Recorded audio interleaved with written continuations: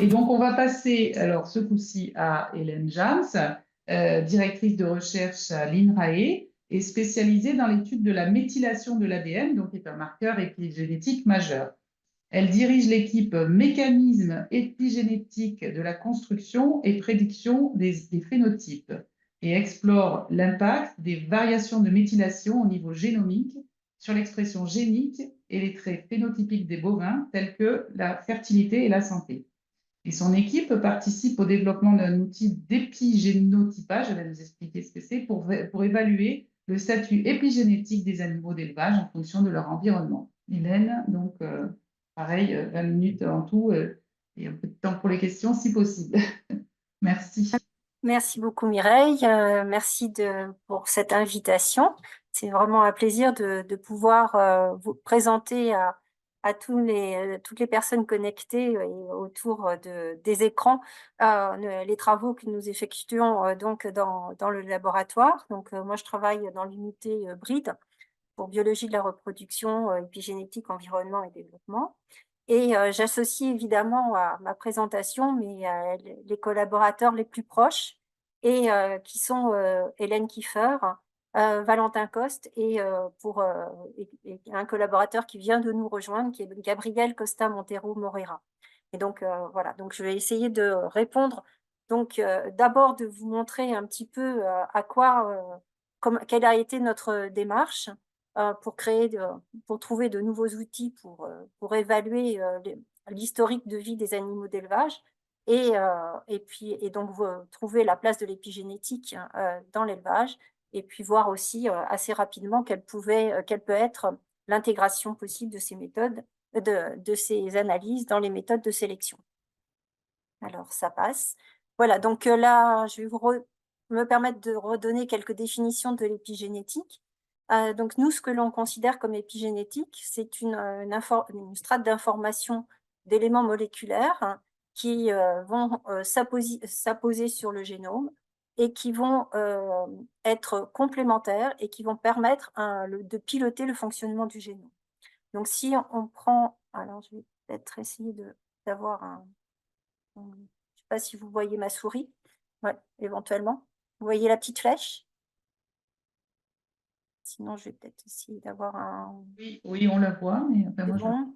Oui, Non. oui. Ouais, parce que j'ai pas le marqueur. Donc, ces éléments moléculaires, donc en général, on parle.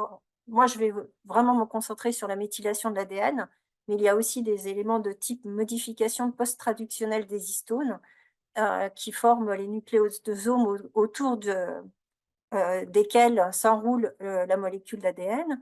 Et donc, en fait, ces éléments vont s'apposer sur le génome et vont permettre piloter l'expression d'un certain nombre de gènes et donc aboutir à un fonctionnement du génome différent et donc des phénotypes différents.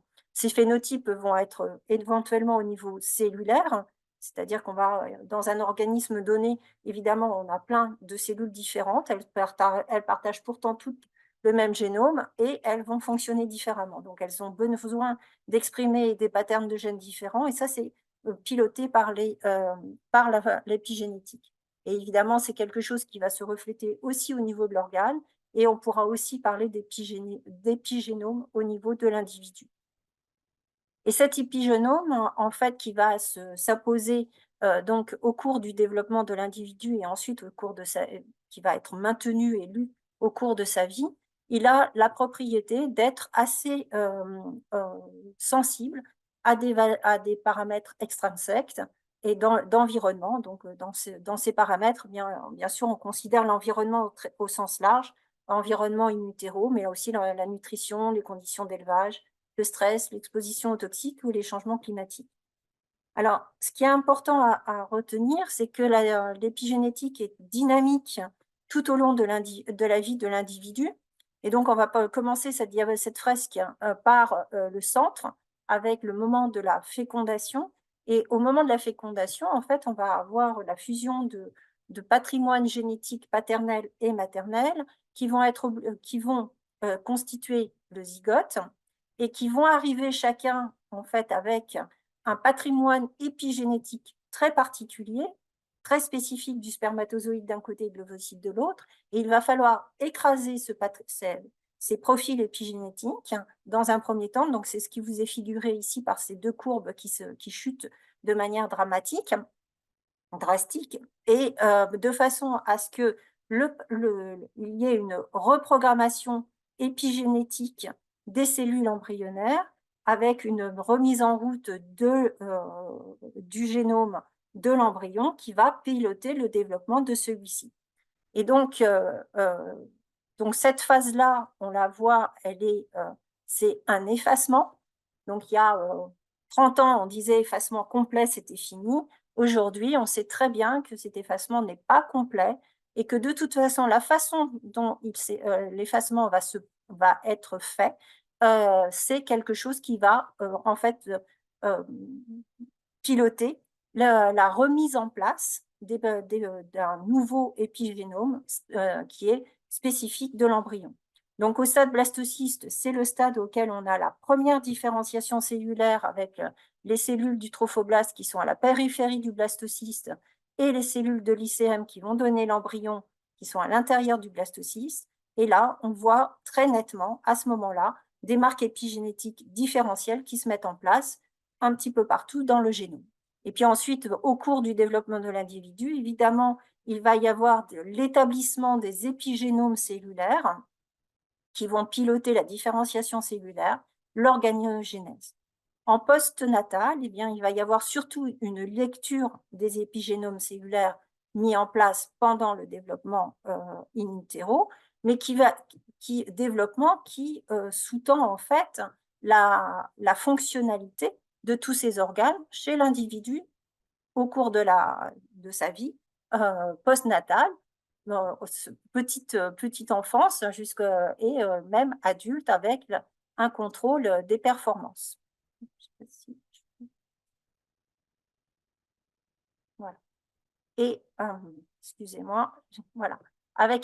Donc, en fait, ce que l'on voit ici, c'est qu'il y a déjà des phases très importantes de dynamique. Une autre phase dynamique de l'épigénétique qui est aussi très importante, c'est ce qu'il se passe au niveau des gonades de cet embryon. Et donc là, on se reporte à la partie gauche de la diapositive, c'est-à-dire qu'au cours du développement in utero, les cellules qui vont, donc les cellules germinales primordiales qui vont donner naissance à la gonade ont un certain niveau de méthylation au tout début de leur formation, et ensuite elles vont migrer dans l'organisme vers la gonade, et elles vont perdre une grande majorité, là aussi, de leur marque épigénétique.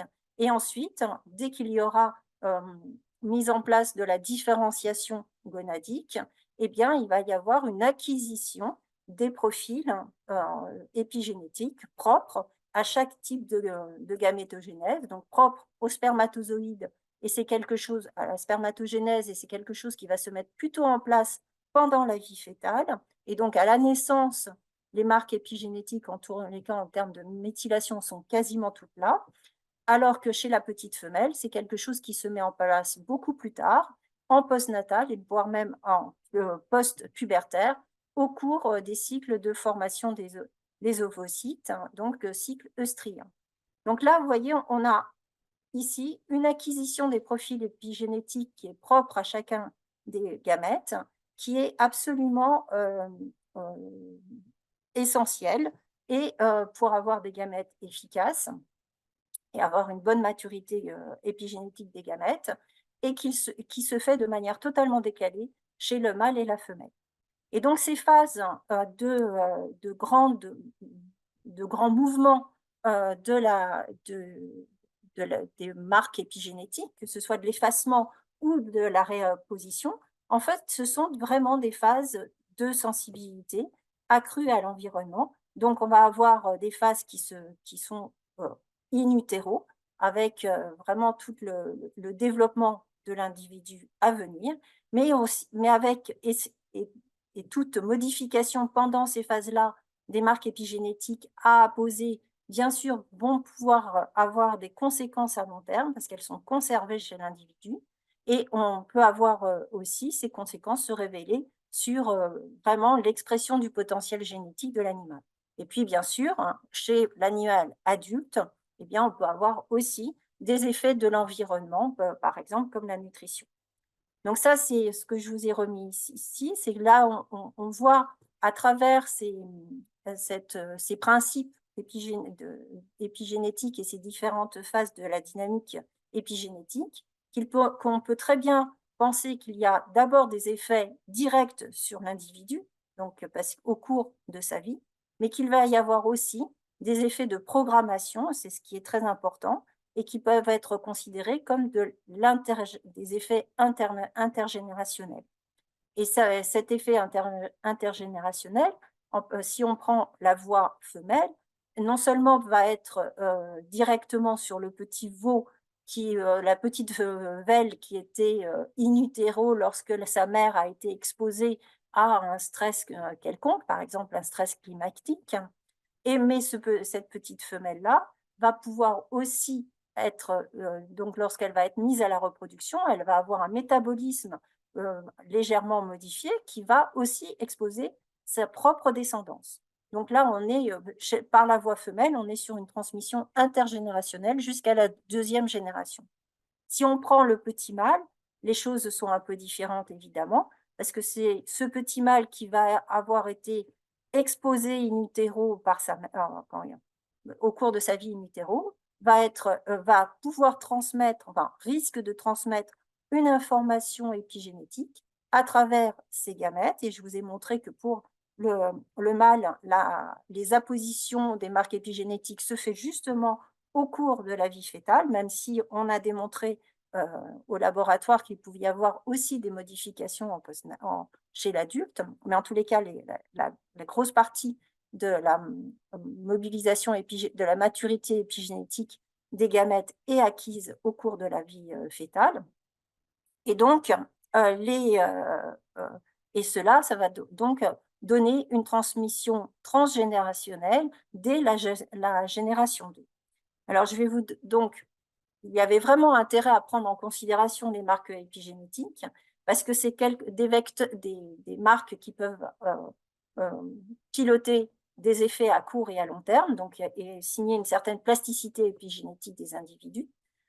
C'est une façon aussi de pouvoir vraiment étudier la capacité d'adaptation du couple génome à son environnement, donc au niveau cellulaire, et identifier, c'est aussi une façon d'identifier des signatures que l'on a envie d'utiliser comme biomarqueurs.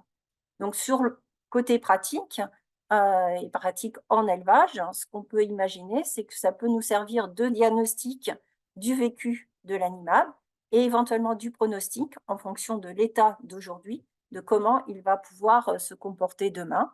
Et évidemment, au niveau du laboratoire, nous, ce qui nous intéresse aussi, c'est une acquisition de connaissances académiques de façon à établir des relations causales entre les marques épigénétiques et le contrôle génique. Donc, quelles sont les marques épigénétiques, ou quelle est la marque épigénétique que nous avons analysée et quel outil est développé? Donc, c'est ce que je vais vous présenter. Donc là, nous sommes focalisés au niveau du laboratoire sur la méthylation de l'ADN, qui est qui intervient chez les mammifères au niveau de la cytosine du dinucléotide CG. Et donc, c'est une apposition en fait d'un groupe méthyle sur cette cytosine. En fait, c'est une marque épigénétique qui est relativement stable. Les marques épigénétiques concernant les histones sont plus labiles. Elle est très, très étudiée de par le monde justement à cause de cette stabilité. Elle a une distribution génomique qui est vraiment en lien avec son rôle sur le contrôle du génome, puisque par exemple, donc, sur le génome bovin, on trouve à peu près 2,2% de CG et on va avoir une distribution qui est connue parce qu'on retrouve ces positions CG dans des 43% d'entre elles sont localisées sur des gènes ou des régions régulatrices des gènes, 53% sur des régions répétées, et on sait que les régions répétées peuvent être importantes à contrôler, et à peu près 20% d'entre elles se retrouvent sur des régions particulières qu'on appelle des îlots CG, qui sont en fait des régions très riches en CG. Donc c'est une marque qui est quantifiable, c'est-à-dire qu'on peut déterminer un taux de méthylation au CpG près, et ça à différentes échelles. Donc actuellement, il y a des possibilités d'avoir des méthodes qui s'adressent à un CpG particulier, donc une séquence spécifique, vraiment en se polarisant sur une séquence bien particulière, ou alors sur un nombre de marqueurs un peu comme la puce de génotypage regarde aujourd'hui 50 000 marqueurs. Chez l'homme et la souris, il a été développé des puces qui regardent de l'ordre de entre 27 000 et aujourd'hui plutôt 800 000 marqueurs. Donc ça, c'est des puces qui sont distribuées par Illumina, qui sont donc à disposition pour l'homme et la souris. Par contre, chez le bovin, il y a des puces qui ont été custom, mais qui sont absolument confidentielles et non commercialisées. Donc, on n'avait pas accès à cet outil-là. Et l'autre façon de faire aussi, c'est d'aborder des techniques plus pangénomiques pour aller regarder les positions qui sont éventuellement méthylées entre individus ou entre groupes d'individus. Et donc ça, c'est des techniques que nous avons développées au laboratoire, en particulier une technique qui nous permet de regarder une portion du génome qui est justement représentatif des gènes, des régions répétées et des îlots CpG. Et donc, ce que l'on a essayé de faire, c'est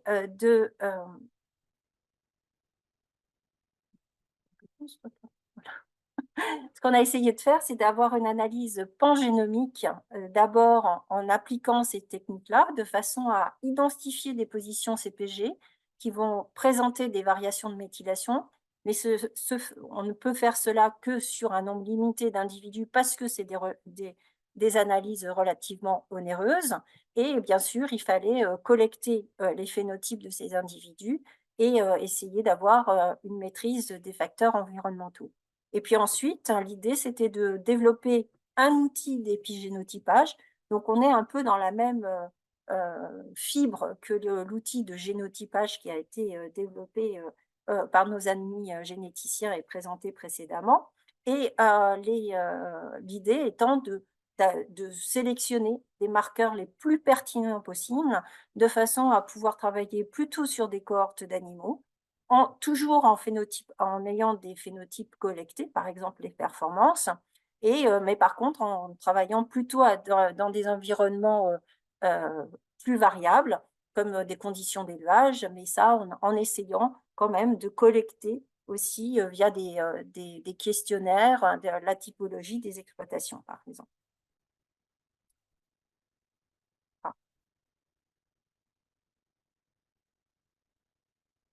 Voilà, donc là, je vais vous donner un exemple qui On a a été... encore 2-3 minutes, Hélène, hein, si possible. D'accord, donc je me dépêche. Donc, premier exemple, c'est les biomarqueurs de la semence. Donc, comme je vous l'ai dit, la maturité épigénétique des taureaux et enfin du mâle est extrêmement importante pour pouvoir avoir une bonne fertilité.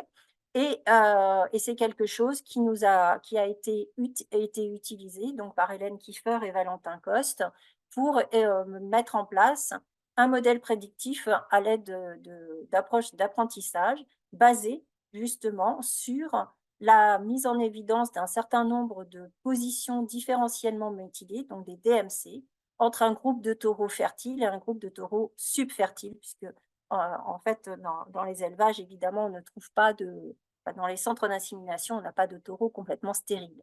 Et donc, ce travail a été productif et il y a un statut de fertilité qui est correctement prédit donc dans 72% des taureaux pour la cohorte principale. Et l'intérêt de ce travail, ça a été aussi de pouvoir le retester sur une cohorte indépendante où on a un statut d'infertilité qui est aussi correctement prédit. Donc, bien qu'on On était très fiers du nombre d'individus au départ, puisqu'on avait travaillé sur 100 taureaux, mais évidemment, pour aller à établir des équations de prédiction de la fertilité vraiment très fiables, il faut augmenter les effectifs, et c'est quelque chose, c'est un travail qui est en cours sur la vache Holstein, puisque là, ce travail que je vous présente là était fait sur la vache Montbéliard. On s'est intéressé aussi aux biomarqueurs du sang. Et donc, biomarqueurs du sang qui peuvent être, donc ce qu'on va chercher, c'est des différentiels de méthylation qui peuvent être refléter la capacité immunitaire des individus, mais aussi être plutôt un proxy de ce qui, des capacités immunitaires globales de l'animal, ou voire même de son historique de vie. Et donc là, on a eu tout un tas de petits projets que je vous nomme ici, et qui nous ont permis de mettre en évidence quelques marqueurs qui sont différentiellement méthylés. Donc, par exemple, au cours de la vie de l'animal, ou en réponse à un statut inflammatoire, ou encore en modifiant légèrement la nutrition. Alors ensuite, on arrive au développement de l'outil. C'est ce qui me paraît être le plus important à vous présenter. Donc l'idée, c'était d'avoir un outil sur mesure pour répondre aux objectifs scientifiques que l'on avait, être compatible avec une utilisation en routine, mais plutôt de terrain, et utile à la communauté scientifique internationale et pour de futurs projets, c'est-à-dire éventuellement pouvoir être implémenté. Et donc sur cet outil, donc c'est Hélène Kiefer et Valentin qui ont piloté ce travail. Et sur cet outil, donc la première chose qui a été mise en place, c'était de sélectionner donc les différentes positions qui avaient des différentiels de méthylation que l'on a démontrés sur la semence en fonction de la fertilité, mais aussi en fonction de la race, de l'âge de l'individu et d'une nutrition précoce. Ça, c'est pour les marqueurs du spermatozoïde. Et en termes de marqueurs du sang, eh bien, on a différents projets qui ont été faits. Donc, on va avoir des marqueurs du stress thermique, du marqueur des statuts métaboliques, de l'état sanitaire, par exemple la mermite ou les inflammations au LPS, du stade physiologique de l'animal. Et une chose aussi importante, c'est que on va être capable d'évaluer aussi la composition entre les différents sous-types de cellules immunitaires dans le sang. Donc, on a eu toute une phase de construction où il a fallu sélectionner ces marqueurs. D'autres marqueurs ont été sélectionnés à partir des données publiques. Il y a eu aussi des marqueurs qui ont été apportés par des contributeurs extérieurs au projet de développement de ces épichips qui, je l'ai oublié de le dire, s'inscrit dans le projet européen Rumigène. Et puis, en plus, il y a été mis quelques positions génériques. Et puis ensuite, il y a eu une autre phase de sélection des données, puisqu'il a fallu aussi nettoyer en fait toutes les positions CPG qui pouvaient être associées à un polymorphisme de séquences. Donc là, on s'est appuyé sur nos collègues de génétique avec tout le référentiel de SNP qu'ils ont pu détecter à travers les projets 1000 génomes. Ensuite, on a enlevé aussi tous les CPG qui pouvaient être corrélés parce qu'ils variaient de la même façon. Et on a aussi incrémenté par rapport aux données de PharmGtex qui permettent de s'intéresser à des CPG qui ont un intérêt pour l'expression des gènes, c'est-à-dire parce qu'ils sont dans des régions mieux annotées. Et donc, de cette manière-là, on a sélectionner un certain nombre de CPG et on arrive aujourd'hui à un outil qui va permettre d'analyser à peu près 50 000 marqueurs. Donc, quand on essaye, qu'est-ce qu'on fait de cet épigénotypage? Eh bien, en fait, il faut le considérer comme un nouveau phénotypage de précision. On pense qu'on a la possibilité de dire qu'il est diagnostique ou révélateur d'un certain nombre de choses, donc par exemple de la fertilité, mais aussi de l'âge de l'individu ou de certaines pratiques d'alimentation. Et on espère aussi pouvoir l'utiliser comme pronostic avec pouvoir dire ce taureau est là, est vraiment fertile et pourra être utilisé, mais on espère aussi pouvoir détecter la puberté. Donc ces données, elles peuvent être intégrées évidemment ensuite dans des analyses GWAS et ensuite dans des schémas de sélection. Et donc là, c'est un petit peu un clin d'œil à ce qui se fait aujourd'hui en termes d'index, puisque les index sont basés sur le génotype, les génotypes. Donc comme Jean-Pierre Binanel l'a dit, euh, il y a des progrès qui sont faits actuellement pour intégrer de plus en plus l'aspect environnement et nous, on espère vraiment pouvoir y contribuer en pouvant détecter dans cette boîte noire la partie d'épigénome qui va être transmis à l'animal et la partie d'épigénome acquis en fonction de son historique de vie. Et donc, de cette manière-là, avoir non seulement un index génomique qui va être modulé par l'épigénome transmis, mais aussi un index de management qui va plus pouvoir prendre en considération l'environnement de l'animal, mais en partant de sa vie in utero. Voilà, et bien sûr, bon, pour nous, c'est aussi une approche mécanistique qui nous permette de mieux comprendre les bases épigénétiques de l'adaptation du génome et éventuellement de la programmation du génome. Voilà, donc je remercie l'ensemble des collègues qui sont cités ici pour leur contribution et j'ai fini. Merci à vous. Moi, j'ai une toute petite question de Vas-y. compréhension, mais de novice hein, aussi. Quand on dit alors, méthylation, est-ce que ça veut dire expression du gène ou répression du gène? Est-ce qu'on peut classer les choses basiquement comme ça ou c'est plus compliqué? Alors, globalement, on va dire, ça dépend totalement de la région de régulatrice qui est touchée par la méthylation. Donc, on a par exemple tendance à dire effectivement que lorsque la méthylation se positionne sur des régions promotrices du gène, elle est plutôt répressive. J'ai bien dit plutôt, parce qu'on peut trouver des cas où elle n'est pas répressive. Et puis, et quand elle est en intragène, donc on retrouve assez souvent de la méthylation au niveau intronique. Et dans ces cas-là, il faut bien regarder de près, mais c'est souvent des régions en fait, où on peut trouver des transcrits alternatifs. Et souvent, là, dans ces cas-là, la méthylation va être liée à un contrôle des splicing alternatifs. Donc, c'est aussi très important pour l'expression du bon ARN dans la cellule et derrière de la bonne protéine. Et deuxième petite question aussi, on parle beaucoup de mammifères ici. Est-ce que le mécanisme de programmation épigénétique dans les gamètes et dans l'embryon est le même pour la volaille ou il y a des différences? Alors, je ne connais pas parfaitement les choses, mais alors oui, il y a de la différence, mais oui, il y a aussi de la programmation, bien sûr. Moi, j'aurais aussi une courte question. L'outil EpiChip, là, je n'ai pas bien compris à quelle échéance il peut être utilisable en routine ou Alors, bah, écoute, actuellement, il est en construction. d'accord, On va avoir les premières puces disponibles normalement fin mars.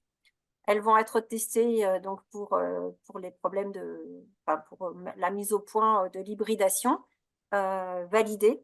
Donc la validation, ça veut dire vraiment regarder de très très près si les taux de méthylation obtenus par ces puces correspondent aux taux de méthylation que l'on a, nous, sur les marqueurs qui ont été positionnés par d'autres technologies que l'on a en main. Et a priori, d'ici la fin de l'année, on devrait avoir fait une grosse partie des hybridations du projet Rumigène. Donc, il y a 5000 individus, enfin 5000 femelles qui doivent être épigénotypées. Et, voilà. Et en gros, je pense que c'est dans 2 ans, un petit peu plus de 2 ans, elle sera disponible et commercialisée. Donc on n'a pas beaucoup de temps pour la pour la faire tourner de manière exclusive entre les partenaires du projet Rumigène.